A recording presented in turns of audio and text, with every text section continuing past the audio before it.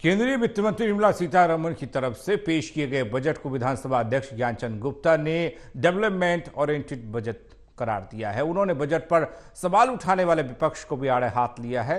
जनता party के 2 विधायकों जोगीराम सिहाग और यहां पर दूसरा नाम उन्होंने लिया रामनिवास सुरजेखेड़ा और विधायक किरण चौधरी की विधानसभा की सदस्यता समाप्त करने को लेकर दायर की गई याचिकाओं पर उन्होंने कहा कि किरण चौधरी के खिलाफ आई याचिका को खारिज कर दिया है और जेजेपी के 2 विधायकों के खिलाफ आई याचिका पर उन्हें अपना पक्ष रखने के लिए 4 सप्ताह का समय दिया गया है। हरियाणा बीजेपी प्रभारी डॉक्टर सतीश पूनिया की पदाधिकारियों के साथ हुई बैठक में किन मुद्दों पर चर्चा हुई, इस बारे में विधानसभा अध्यक्ष ज्ञानचंद गुप्ता से खास बातचीत की एसोसिएट एडिटर अनिल कुमार ने।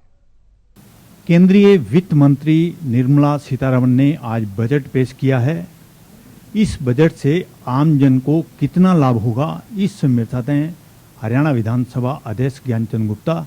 इनसे जानते हैं कि इस बजट से युवाओं को, किसानों को, आम जन को क्या क्या लाभ होने वाला है। देखिए अनिल जी, आज हमारे देश की यशस्वी जो वित्त मंत्री हैं आदरणीय निर्मला सीतारमण जी, उन्होंने एक बहुत ही आकर्षक बजट, डेवलपमेंट ओरिएंटेड बजट, देश को आगे बढ़ाने वाला बजट और सर्वस्पर्शी बजट, सब तबकों को, सब लोगों को लाभकारी बजट आज पार्लियामेंट के अंदर पेश किया है। विशेष तौर पर मैं उनको बधाई देना चाहूँगा कि उन्होंने शिक्षा के क्षेत्र में जिस प्रकार से लगभग 31% बजट बढ़ाया है, उससे निश्चित तौर पर शिक्षा के स्तर को सुधारने में बहुत बड़ी मदद मिलेगी। इसके साथ साथ लगभग 21% बजट जो है वो कृषि का बढ़ाया गया है, जिससे जो किसान भाई हैं उनको बहुत बड़ा फायदा होने वाला है। फसलों का डाइवर्सिफिकेशन, फसलों के अंदर जो हमारी जैविक खादी है, जैविक खेती है, उसको बढ़ाने के लिए, डाइवर्सिफिकेशन के लिए दालें उगाएं, दालों को और बढ़ावा देने के लिए इस बजट के अंदर विशेष जो है वो प्रावधान किए गए हैं। इसके अलावा जो वेतनभोगी कर्मचारी हैं उनको भी जो स्टैंडर्ड डिडक्शन है वो 50,000 रुपये से बढ़ा करके 75,000 रुपये की गई है। इसी प्रकार से जो हम इसके अंदर फैमिली पेंशन है उसमें उसकी जो छूट है उसको भी बढ़ा करके 15,000 रुपये का फ़ायदा जो है वो आम जो कर्मचारी है, छोटा कर्मचारी है, उसको उसका फ़ायदा मिलने वाला है।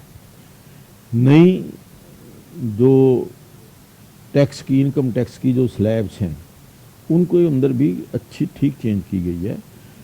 उसमें विशेष तौर पर जो मध्यम वर्ग का व्यापारी या कर्मचारी, जो छोटा कर्मचारी है, उनको विशेष रियायत दी गई है दरों के अंदर। चाहे वो 3 लाख रुपए तक की इनकम, उसके ऊपर कोई भी जीरो टैक्स की पॉलिसी जो है वो लेकर के आए हैं। 3 लाख से 7 लाख रुपए तक 5%, 7 लाख से 10 लाख रुपए तक 10% और 10 लाख से 12 लाख तक 15% और 12 से 15 तक 20% और उसके बाद जो मैक्सिमम लिमिट है वो 30% रखी गई है। देखिए, जो जितने डेवलप्ड कंट्रीज हैं, बड़े बड़े देश हैं, अमेरिका जैसे देश हैं, जापान है, वहाँ जो टैक्स की लिमिट है वो 45% तक है। लेकिन भारत के अंदर ही यहाँ का उद्योग बढ़े, यहाँ का जो उद्योगपति है या जो कारखानेदार है या जो बड़े इनकम टैक्स पेई हैं, वो इनकम टैक्स की चोरी ना करें, इसलिए जो टैक्स का रेट है वो कम रखा गया है। तो निश्चित तौर पर ये जो बजट है युवाओं के लिए जिस प्रकार से नौकरियों को उनको स्किल्ड करने का प्रावधान इसके अंदर किया गया है।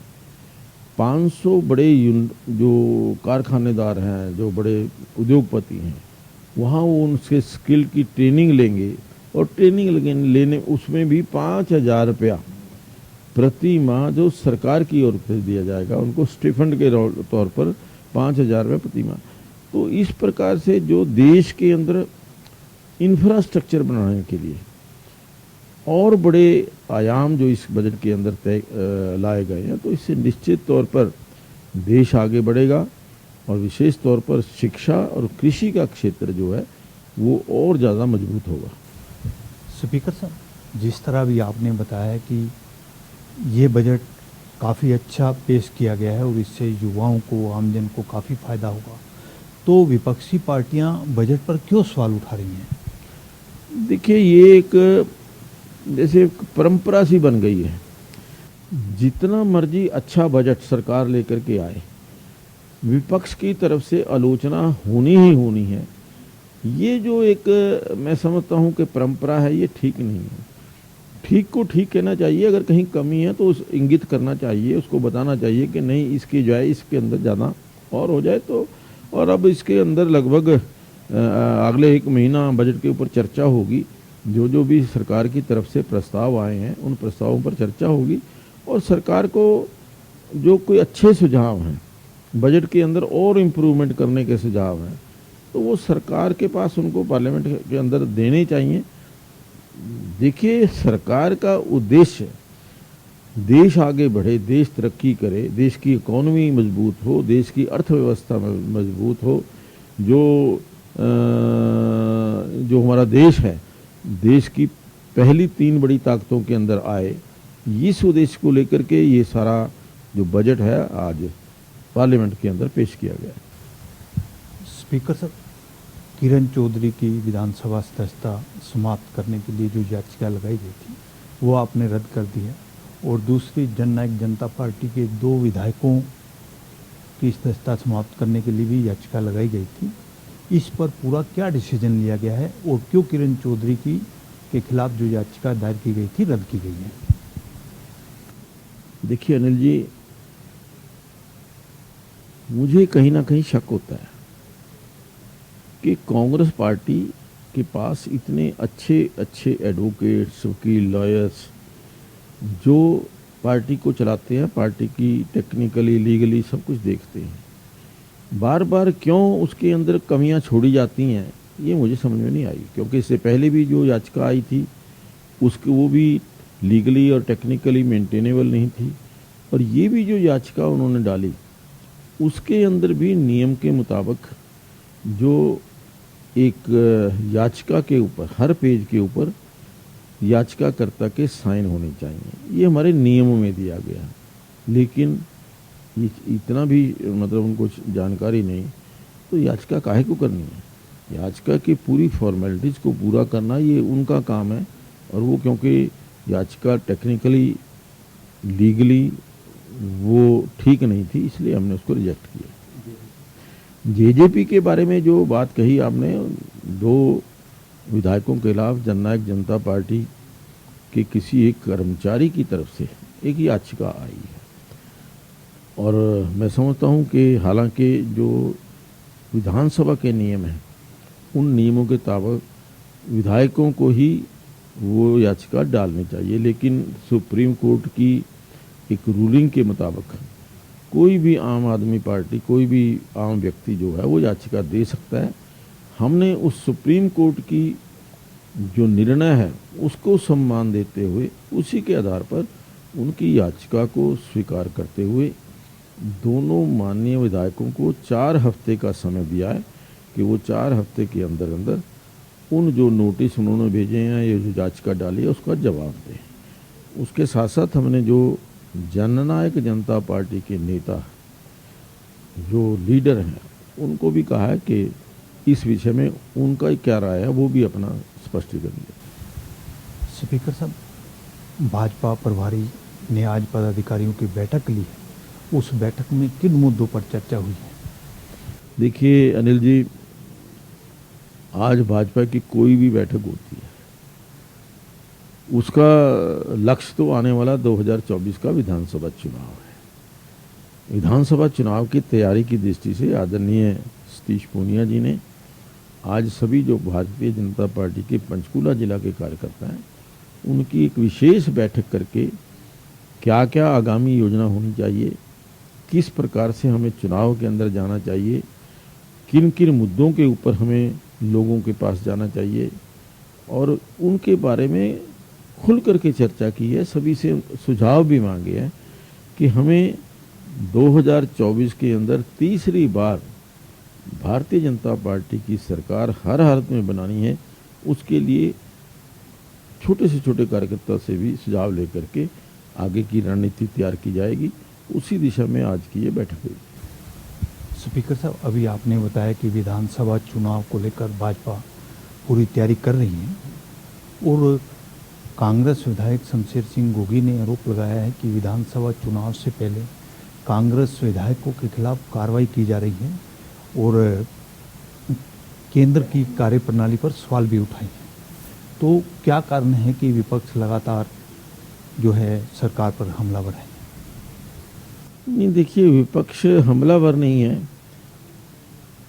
विपक्ष के जो पहली बात तो ये कहना कि कांग्रेस के जो विधायकों के खिलाफ कार्रवाई की जा रही है।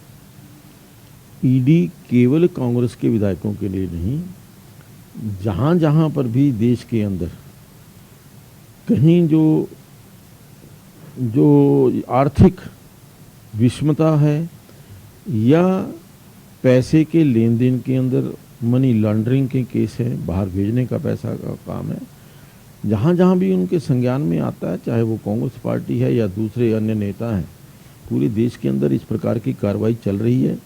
और ये कार्रवाई तो अभी आप देख रहे हैं कि करोड़ों रुपए उनके पास से मिल भी रहे हैं। तो इसलिए उसको ये कहना कि केवल कांग्रेस के विधायकों के पास से ही उनके ऊपर ईडी जो है वो शिकंजा कस रही है, ये गलत है।